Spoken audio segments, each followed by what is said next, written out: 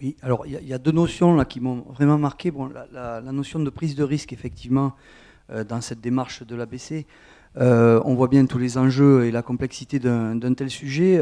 Moi, je pense qu'aujourd'hui, effectivement, il y a des pionniers qui ont eu le mérite de dégrossir le terrain. Ils ont fait un boulot énorme. Et moi, je les en remercie. Moi, je suis un agriculteur biologique, mais je n'ai jamais franchi le cap du SD. Aujourd'hui, on faut le faire porter à l'ensemble des populations. C'est-à-dire qu'aujourd'hui, on a des outils comme la PAC, qui sont des moyens d'orienter les choix de politique agricole et donc des choix techniques. Et moi, je ne pourrais pas être à Rambouillet le 20 et le 21, mais j'aimerais qu'on porte de la même façon qu'on a porté à une époque l'idée que l'agriculture biologique devait être aidée pour aider à la conversion, qu'on ait un peu la même démarche en disant, voilà, pourquoi ne pas monter un outil spécifique dans la PAC qui nous conduise à aller aujourd'hui vers une notion qui sera peut-être clairement définie, qui va faire son chemin d'origine à Rambouillet dans un mois, et d'être capable après, par la voie syndicale et les voies classiques, la Fédération nationale de l'agriculture biologique ou d'autres voies, mais en tout cas porter concrètement cette idée de l'ABC à des échelles européennes, de façon à obtenir une aide pour justement pallier à la gestion des risques. Alors, je n'ai pas les propositions, j'imagine que c'est arrivé dans les têtes avant que je le dise, mais je crois que c'est important de le rappeler.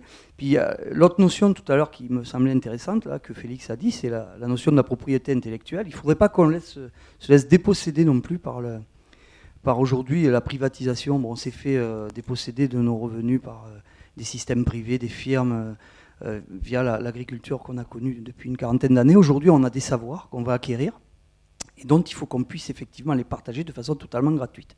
Et pour qu'elle soit totalement gratuite, il faut qu'elle soit collective. Parce que quand on possède un savoir seul, on peut le perdre. Quand on le possède collectivement, on peut le conserver.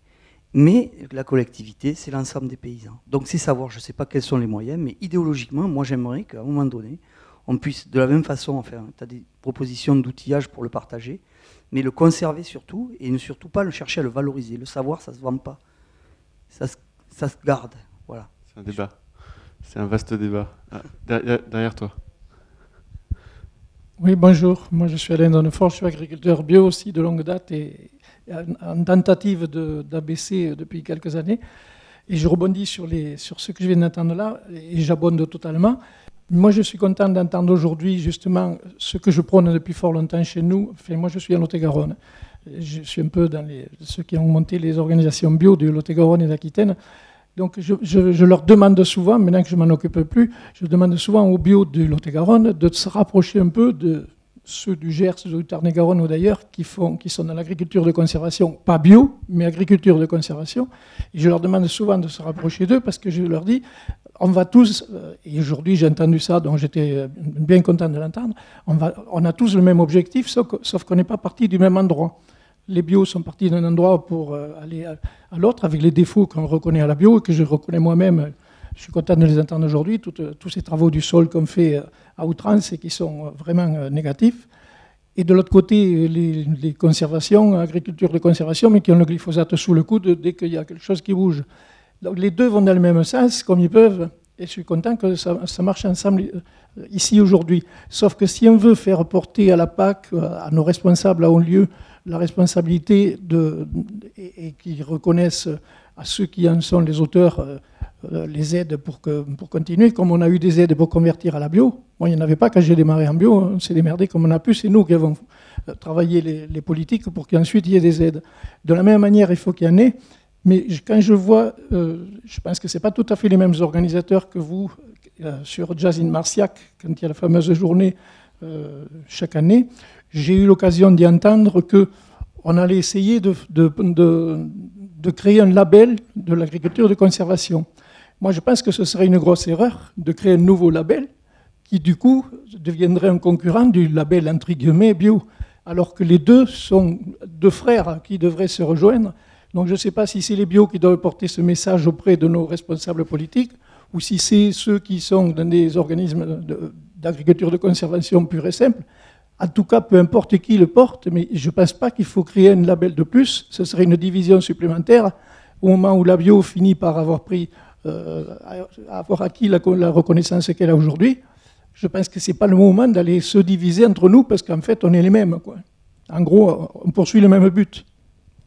Donc voilà ce que je voulais dire. J'ai entendu ça, hein, je ne citerai pas de nom, mais ça fait plusieurs années que je viens ici dans le Gers et à Marciac aussi.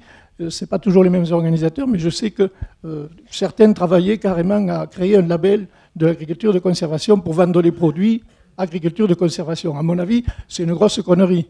Il ne faut pas recréer un nouveau label. Ça. On a mis 20 ans ou 30 ans pour que la bio soit reconnue. Ça va, quoi. Il ne faut pas recommencer. Ouais, on est deux à réagir, mais je vois qu'il y a un troisième. Bonjour, désolé. Guillaume Pagès, agriculteur, en agriculture de conservation. On n'a pas de partie en bio pour le moment. Et je voulais réagir sur ce que vous venez de dire parce que c'est un peu vrai et ça se sent un peu des fois dans ce qui se dit. Il y a comme une cloison entre nous. Et c'est dommage parce que on n'a pas de publicité, pourtant les problématiques ce sont les mêmes entre nos exploitations. La nuance, c'est juste que nous ne sommes pas en bio. Des macérations, on en emploie, des désherbages mécaniques, on en emploie, on en cherche. On avait de la RC-tri, on a dû s'en séparer parce que ça bourrait. La rotoétrie, on y travaille aussi dessus. Il y a plein de choses qui se rejoignent, des pistes qui s'entremêlent, mais cette cloison qui fait que chacun cherche leur truc de leur côté, quoi. Et c'est dommage qu'on ne partage pas plus souvent. Et enfin voilà. Nous, on est allé chercher l'information, on a été obligé de monter dans le nord parce que dans le Tarn-et-Garonne, on avait du mal à trouver des infos. Et on se retrouvait avec des agriculteurs en bio ou pas, mais on avait quand même un socle commun. Et chez nous, il y a des journées comme ça, mais c'est dommage parce que nous, on a plein de voisins qui n'ont pas l'information. Et pourtant, on travaille sur des problématiques similaires. Et par exemple, nous, on est un conventionnel, mais le glyphosate, on ne s'en sert pas. Pour la destruction de couverts, on détruit nos couverts avec 16 tonnes de matière sèche, mais sans glyphosate. Et voilà. Donc c'est dommage un peu de dire, en agriculture de conservation, de toute façon, ils désherbent chimiquement. C'est pas forcément le cas. Et voilà, il y a un peu de tout. Oui, je réagis volontiers là-dessus, puis pas de souci. Si vous faites un label, vous clivez, ça c'est sûr, parce que vous allez opposer les choses. Alors en plus, dans le cadre de la bio, ça a du sens, parce que l'objectif c'est de dire on ne met pas de chimie de synthèse. Donc au moins c'est définissable de façon très claire, et puis ça a les inconvénients, les avantages du label, mais les avantages sont clairement compris. Sur l'agriculture de conservation, on est dans un système en pleine mutation, en invention permanente, donc là on va risquer en plus de figer, non seulement on va cliver, mais on va figer un système en pleine dynamique. Maintenant si vous vous tournez, on organise le congrès européen de sciences du sol là, en 2020 à Genève, et ce qu'on a voulu, c'est que ce soit un congrès de sciences et d'application, c'est-à-dire qu'il y ait aussi les chaînes de valeur. Il y a aussi l'aménagement du territoire, mais une des principales, c'est la chaîne alimentaire. Voilà. Ce que vous disent tous les acteurs de la chaîne alimentaire, c'est que maintenant, ils sont obligés de prendre en compte la qualité du sol. Je parle des distributeurs, je parle des associations d'actionnaires, je parle des coopératives bien sûr, de l'agrotransformation, etc. Ne serait-ce que à cause de l'entrée climatique, parce que tout ça pèse complètement dans leur bilan et ils sont tous à prendre des engagements de neutralité, mais qu'ils ne se sentent pas capables de le faire s'ils n'ont pas le soutien du consommateur. C'est-à-dire qu'in fine, il faut qu'ils aient la pression. Et la réflexion, elle est plutôt, dans ce cas-là, sur quelque chose qui serait transversal à ce qu'il peut y avoir comme label ou pas label, qui serait d'avoir, comme on a le Nutri-Score, un score sol. Voilà. C'est l'état de la réflexion, ça ne veut pas dire que c'est là-dessus que ça va déboucher, mais la réflexion, elle est plutôt là. C'est-à-dire, est-ce qu'on peut afficher sur des paramètres qui sont simples et qui sont saisis par l'agriculteur, où on en est dans la prise en compte de la qualité du sol avec le système. Voilà. Et ça, le but, c'est que le consommateur, au bout du compte, soit acteur dans ses choix et fasse remonter la pression sur la chaîne. On est, j'espère, pas trop dans la pensée magique, mais il y a du boulot. Hein. Voilà. Au Tech & Bio, il y avait des couverts, et c'est une des premières années où il y en avait. Il y a 2 ans, il y en avait déjà, pardon, moi, ça fait 2 ans. Ce que je voulais dire, c'est que l'agriculture biologique, aujourd'hui, elle représente 7,5% des surfaces dans ce pays. Il y a des aides qui sont quand même très très intéressantes sur l'incitation à la conversion en AB. Par rapport au revenu global agricole, les agriculteurs, ils n'ont pas sauté comme des fous dessus. Ça a bougé, mais très peu. L'agriculture de conservation, ça représente 4% des surfaces. Combien il en reste? Il reste 90% des agris qui sont dans l'autre modèle. La question de la transition des modèles, c'est comment on va être capable d'impulser une transformation, et l'enjeu politique, clairement, il est là, c'est d'impulser une transformation qui va aller chercher ces 90%-là. c'est quoi la réponse? C'est de mettre encore plus de pognon sur la bio? Non, c'est que le problème, c'est que la bio, malheureusement, elle a une connotation négative, ben, ils n'en veulent pas. Donc la question, elle va être d'impulser cette transformation pour répondre aux enjeux sociétaux. La société, de toute façon, c'est pas compliqué. Elle veut des produits sains, ça c'est un peu compliqué. Elle veut du pas cher, et elle veut qu'on réponde aux services, aux enjeux environnementaux. Et les enjeux environnementaux, c'est de la biodiversité, de l'eau, et maintenant le dérèglement climatique. Il y a une grosse pression politique qui arrive sur le dérèglement climatique sur ces questions-là. Et donc, c'est probable que les politiques agricoles aillent en utilisant le deuxième pilier de la PAC et les questions d'éco-régime, sur des espèces de conditionnalités, sur justement la réponse à ces enjeux écosystémiques, qui vont de fait éviter un label et qui vont faire qu'il y ait une obligation de résultat, plus qu'une obligation de moyens, parce que qu'est-ce que c'est un label? Un label, c'est un certificateur, ça veut dire qu'on utilise de l'argent public pour payer une énorme certification pour un label. Et ils n'ont pas envie de financer les organismes certificateurs au travers de l'argent public. Et ce que je veux dire, c'est que le problème est complexe.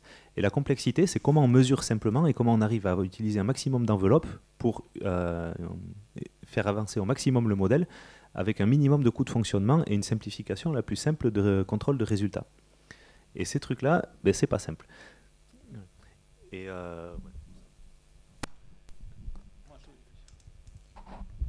J'ai du mal à entendre que le consommateur veut toujours le moins cher possible. C'est pas vrai, quoi. Aujourd'hui, c'est plus vrai. Enfin, je sais même pas si un jour ça a été vrai. Les gens, ils cherchent une consommation qui ait du sens. Et s'il y a autant de demandes en produits bio, c'est que les gens, ils cherchent pas le prix. Ils cherchent à manger des bonnes choses, des choses saines, que leurs gamins soient pas malades, que leurs vieux vivent le plus vieux possible. Enfin, voilà. Et les gens sont en demande de sens. Ils n'en ont plus rien à foutre des trucs pas chers, etc., quoi. Et je pense que, indépendamment de tout ce qu'on vient de discuter sur les labels, l'AC, l'AB, etc., quoi, on a la chance, dans le monde agricole, enfin, quand je vois le succès des congrès depuis 10 ans, on a la chance de faire rentrer le monde agricole dans une autre histoire. Moi, quand je vois les vidéos des agriculteurs dans nos réseaux, qui ont traversé la France pour aller voir une machine, découvert des machins, des trucs, ils ont la banane jusque-là, quoi.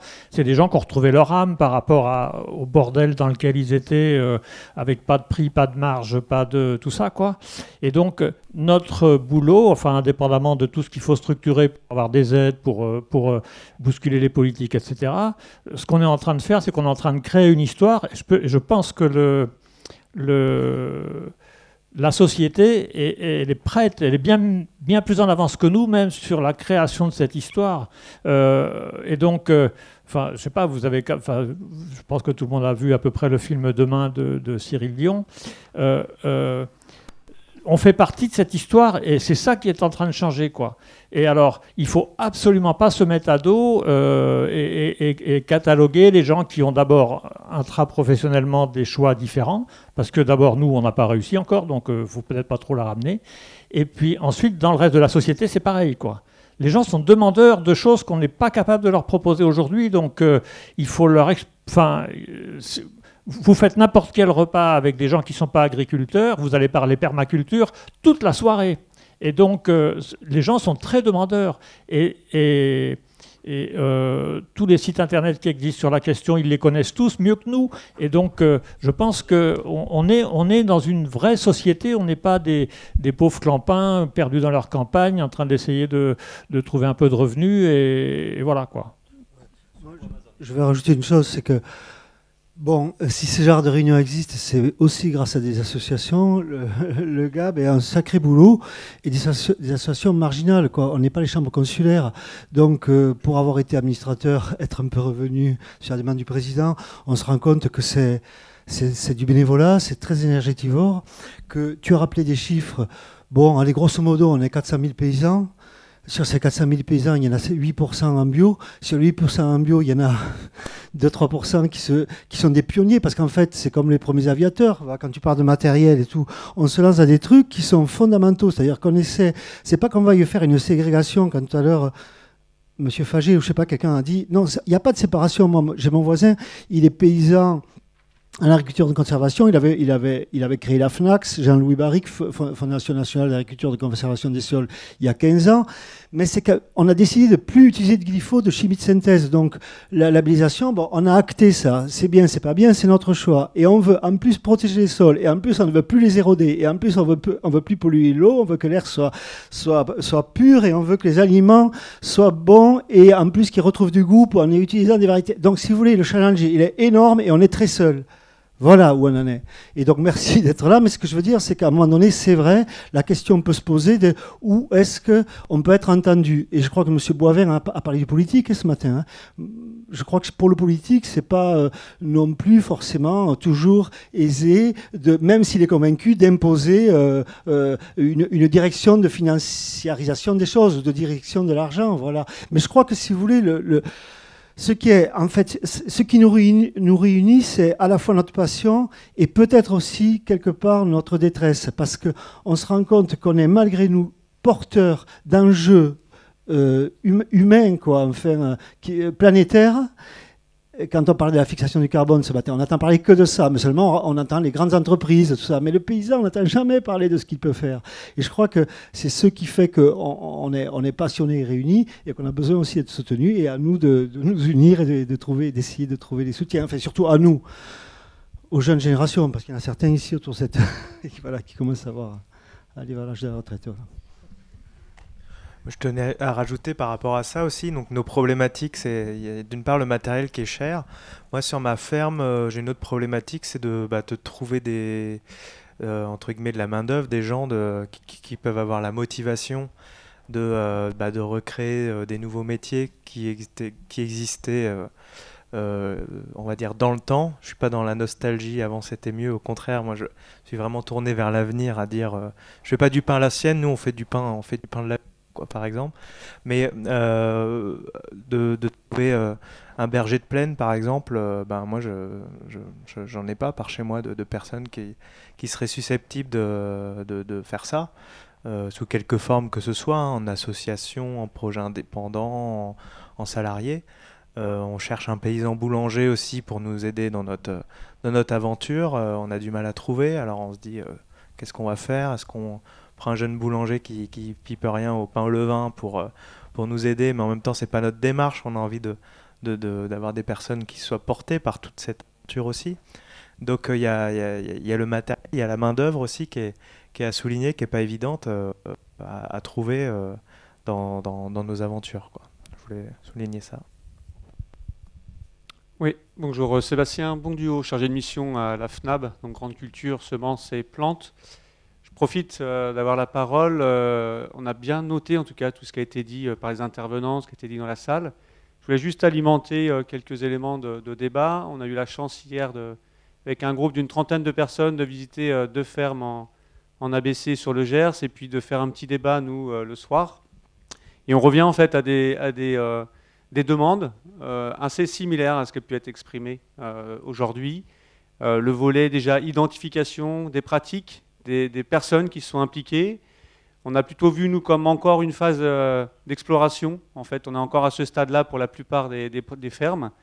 Une volonté assez forte de créer un réel réseau à l'échelle nationale, de mettre en lien tous les petits groupes territoriaux qui existent, qui vivent aussi sur des éléments techniques, mais en fait qui malheureusement se concentrent peut-être juste sur une seule petite zone et qui pourrait nourrir en fait une base de données nationale pour enrichir en fait les réflexions de chaque producteur et productrice. Donc ça a vraiment été exprimé, ce gros travail déjà d'identification, capitalisation, valorisation des données techniques qui existent et poursuivre en fait la réflexion collective sur après l'identification, pourquoi pas, d'une stratégie d'accompagnement des producteurs. J'en ai entendu, c'est vrai qu'on n'y a peut-être pas trop pensé, mais le lien avec la recherche, qu'il faut encore accentuer, je pense, dans nos réflexions, à voir comment. Je pense que ça, c'est à construire. On a entendu peut-être quelques outils, déjà quelques clés ce matin, avec l'approche carbone, entre autres, ou le suivi en fait, de la matière organique dans les sols. Il y avait un autre volet qui a été exprimé hier aussi, c'est le volet politique. On en parlait là. Donc peut-être que c'est dans une seconde phase, on ne sait pas encore, je pense que ça c'est en retravail. Peut-être qu'on en reparlera le 21 janvier, je ne sais plus si c'est la date exacte, mais à ce moment-là, voir comment on aborde le volet politique. Ce qui a été exprimé hier, c'est surtout une reconnaissance de l'ABC, une reconnaissance des gens qui sont impliqués, du travail qu'ils font par les politiques. Donc je pense que ça, encore, la stratégie, il faut qu'on la co-construise avec les parties prenantes, toutes les producteurs, productrices qui veulent bien s'impliquer aussi dans ce réseau-là, dans cette réflexion. Je ne m'engage peut-être pas aujourd'hui, mais en tout cas, ce que je peux m'engager, ce que je l'ai fait hier avec le groupe, c'est d'animer des gens motivés pour jusqu'à peut-être janvier-février, alimenter le réseau FNAB, proposer quelque chose au conseil d'administration pour février-mars et essayer de trouver des solutions assez rapides et assez concrètes pour les adhérents en tout cas. Oui, pour continuer sur ce débat, donc moi je suis élu à la Chambre d'agriculture, je m'occupe du dossier des grandes cultures et de l'eau. Il faut savoir que quand on discute avec les services de l'État, aujourd'hui, il y a des positions extrêmement arrêtées entre ministères. C'est-à-dire que vous avez des gens qui luttent les uns contre les autres. Et c'est extrêmement compliqué de leur ouvrir les yeux pour essayer de les amener sur des choses pragmatiques. Un exemple simple, on a parlé de paiement pour services environnementaux. La clé d'entrée, ça va être essentiellement des prairies. Ceux qui ont de l'élevage avaient des prairies. Vous avez des grandes cultures. Et alors si vous utilisez une molécule phytosanitaire, vous allez être quasiment exclu d'entrée. Pourtant, l'objectif, c'est de payer pour faire des couverts végétaux, de fixer du carbone. Donc déjà, il y a un prisme qui est faussé dès le départ. Et ensuite, je siège avec des associations qui, elles, militent contre l'irrigation et contre l'usage des produits phyto. Et c'est très compliqué de les amener sur des couverts de sol ou réduire le travail du sol parce que leur leitmotiv n'est pas tout à fait le même que celui qu'on partage aujourd'hui. Et ça, c'est un autre problème. Par rapport au paiement des services écosystémiques, il n'y a rien qui est écrit aujourd'hui. J'étais au ministère avant-hier avec le chargé de négociation de la PAC au cabinet du ministre.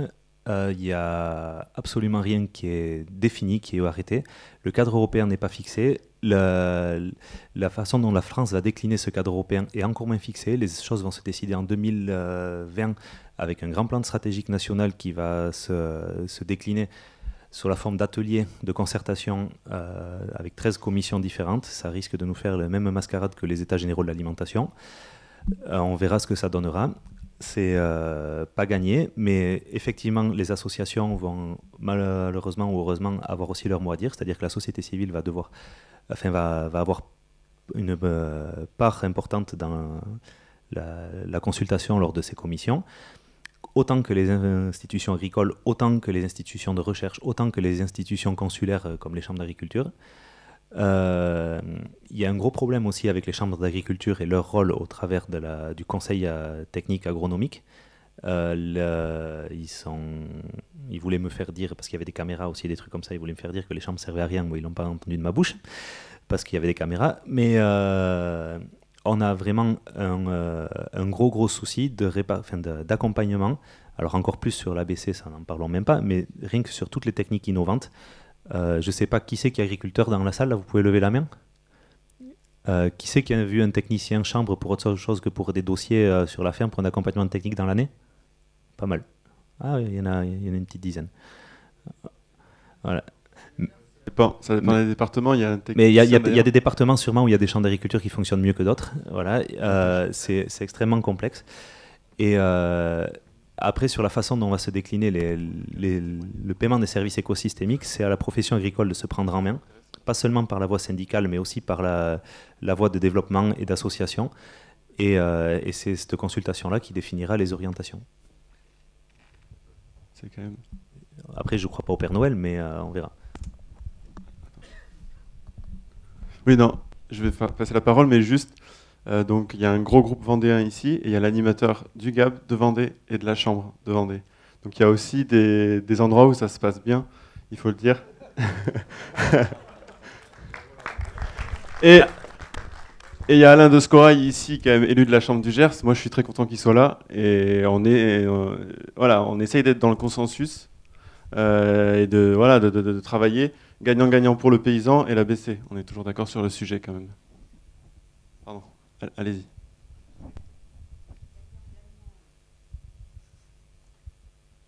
Gagnant-gagnant pour le paysan, bien sûr, et heureusement, et c'est urgent.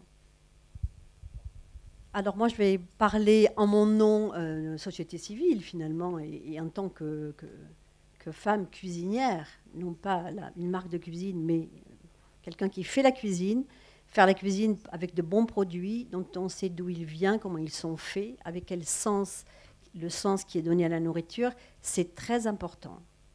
Mais il faut regarder aussi nos modes de vie qui font aujourd'hui des personnes qui sont, entre guillemets, massacrées par la vélocité de leur vie, qui ont très très peu de temps à consacrer à la nourriture, à la cuisine, à la vie familiale. C'est une aspiration qu'ont ces personnes, bien sûr. Il faut les aider, il faut comprendre. Donc nous devons évoluer par rapport aussi à ces modes de vie en étant très innovants. Si aujourd'hui nous semblons un peu coincés parce qu'effectivement on ne trouve pas l'outil adapté à ceci, cela, j'inviterai à regarder dans les pays où il n'y a pas tant d'argent pour savoir comment les gens se débrouillent. Et on est surpris parfois de voir qu'avec rien, ils font des choses qui sont assez étonnantes, qui rendent service et que ça coûte rien. D'autre part, nous avons un concours Lépine, parce que moi je suis une femme de proposition. Nous avons un concours Lépine qui est fait, qui est ouvert à tout un chacun pour proposer des techniques. Faites appel à ces gens qui sont ingénieux. Dites-leur quels sont vos problèmes. Et je vous assure qu'ils vont trouver des solutions. Ils trouveront des solutions en fonction de la diversité de ce que vous nous avez dit aujourd'hui. Vos terrains, la topographie, la climatologie. Ils trouveront des solutions. Parce que les gens sont intelligents. Et vous l'avez dit, l'intelligence collective, elle est importante. Elle est très importante et elle est supérieure à l'intelligence individuelle, même si effectivement tout un chacun pense qu'il est très brillant. C'est notre culture. Mais ceci dit, c'est quand même, moi je suis très optimiste, j'ai entendu Félix. Félix, vous avez un langage quasiment de technocrate, ça me fait plaisir de voir que finalement on l'a aussi. Bravo pour ce que vous avez dit, pour les idées que vous avez avancées. Je trouve qu'effectivement ces fermes éventuellement nomades d'animaux qui pourraient aller pâturer alors qu'on n'a pas envie d'avoir des étables chez soi, on n'a pas envie de se lancer dans ce nouveau métier parce que c'est démodé, parce que paraît-il les femmes ne le veulent pas, parce que ceci, cela. C'est une très bonne idée. C'est une très bonne idée d'avoir des fermes qui se déplacent comme ça avec des camions pour aller amender des sols, parce que nous avons besoin de matière organique, vous l'avez dit ce matin. Quid? Qu'est-ce qu'on fait quand on ne l'a pas? On l'achète quand on peut, mais elle est moins fraîche que quand elle est déposée sur le terrain. Donc il y a des solutions. Aujourd'hui, nous avons des viticulteurs qui font pâturer des vaches dans leur rang de vigne l'hiver. Il y a énormément de choses qui se font en France. Mais nous avons toujours le réflexe, quand nous parlons d'un sujet, de dire « Ah ben non, ça ne marche pas ». Mais est-ce que tu l'as essayé? Non. Pourtant, tu dis que ça ne marche pas. Donc, on a des blocages culturels. Oui, j'ai beaucoup apprécié ce matin, monsieur, votre intervention, vous qui venez de Suisse. Quand on vient d'un pays différent, on a un mode de pensée différent. Et ça, c'est fascinant parce que vous avez beaucoup moins de blocages que nous. Nous, quand on prend la parole, on blesse quelqu'un parce que, moi, je ne suis pas agricultrice. Heureusement d'ailleurs, parce que je me ferais beaucoup de soucis.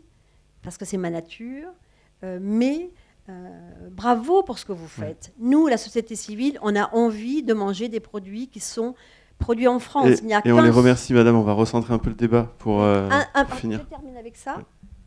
Un tiers des légumes et des fruits que nous consommons sont produits en France. Un tiers seulement. C'est pour vous dire qu'il y a de la marge. Mais là, on est à un congrès grande culture, principalement. En 10 secondes... J'étais en Hongrie la semaine dernière. La Hongrie est 50% de l'alimentation des Hongrois est autoconsommée. Il y a 27% de TVA sur les fruits et légumes.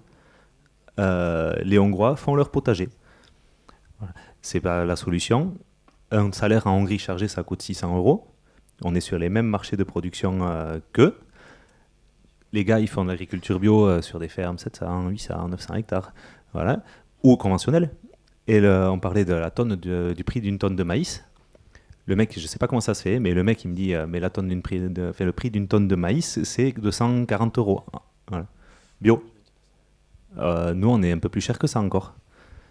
Voilà. On a des distorsions de concurrence au sein même de l'UE. Il y a plein de choses qui sont à régler et on ne réglera pas tout ici. Il y a c'est compliqué et tous les gens que vous voyez là sont des pionniers qui se battent, qui ont donné des milliers d'euros chacun pour essayer de construire un modèle auquel ils ont cru. Les risques dont a parlé Philippe sont vraiment conséquents et on a besoin aujourd'hui que ces systèmes-là soient accompagnés. On a besoin de construire le futur. Et, voilà. Sachez que vous êtes soutenu par la société civile. Faites appel. Du coup, excusez-moi, je vais revenir sur ce qui était un peu évoqué avant. Et les enjeux qui étaient que soutenus quand on n'utilise pas des produits phyto, etc. À partir du moment où on est capable d'identifier une problématique, le deuxième pilier agricole est capable de rémunérer des services environnementaux. Pas seulement sur la question des pesticides, il y a bien les enjeux eau qui prennent des places importantes et on est capable de les rémunérer, toutes les démarches qui favorisent la qualité de l'eau. Aujourd'hui, si on est capable d'identifier des manières et faire un espèce de cahier des charges pour les principes d'érosion ou de l'ABC, il y a quand même moyen de les rémunérer. Mais le tout, c'est de se mettre d'accord sur un ensemble de territoires, parce que ce que voudra pas l'Europe, parce que le choix français et le choix européen, c'est encore une autre marche, et c'est bien le choix européen qui décidera et non le choix français. Du coup, c'est de tomber d'accord sur des espèces de cahiers des charges et une définition de l'ABC, ce qui n'est pas encore tout à fait défini. Autre élément, c'était au niveau toujours politique agricole quand même, on a parlé d'assemblée environnement, citoyens, agriculture, et ça c'est très important. Mais il faut quand même savoir aujourd'hui qu'il y a un groupe de discussion qui échange énormément avec le ministère qui s'appelle Pour une autre PAC, qui existe déjà, et qu'il faut continuer à soutenir. En fait, il faut aller tous dans ce sens-là. Je pense que l'ensemble des acteurs de la société doivent contribuer à l'évolution de la nouvelle PAC. Les documents qui ont été fournis Pour une autre PAC, tout le monde est d'accord. Que vous soyez bio, conventionnel, tout le monde est d'accord. En fait, ça ne veut rien dire, c'est juste des idées générales. Il n'y a pas de proposition de PAC, en fait. C'est des idées générales où tout le monde est d'accord. Sauf que la question de la négociation, elle va se définir entre des syndicats qui vont se taper dessus à l'échelle européenne et à l'échelle nationale, avec des lobbies. La répartition entre les piliers, ça va être une guerre acharnée. Et après, les miettes, on va voir ce qu'on va réussir à en faire. Et c'est pas sûr que nous, on puisse avoir quelque chose à dire. C'est bien beau de rêver, mais c'est compliqué, quoi. Après, si tu enlèves toute espérance de changement, c'est quand même dramatique, quoi. Je pense que tu évoquais un changement, une possibilité d'évolution de futur PAC. Si déjà tu baisses les armes, ça va être compliqué.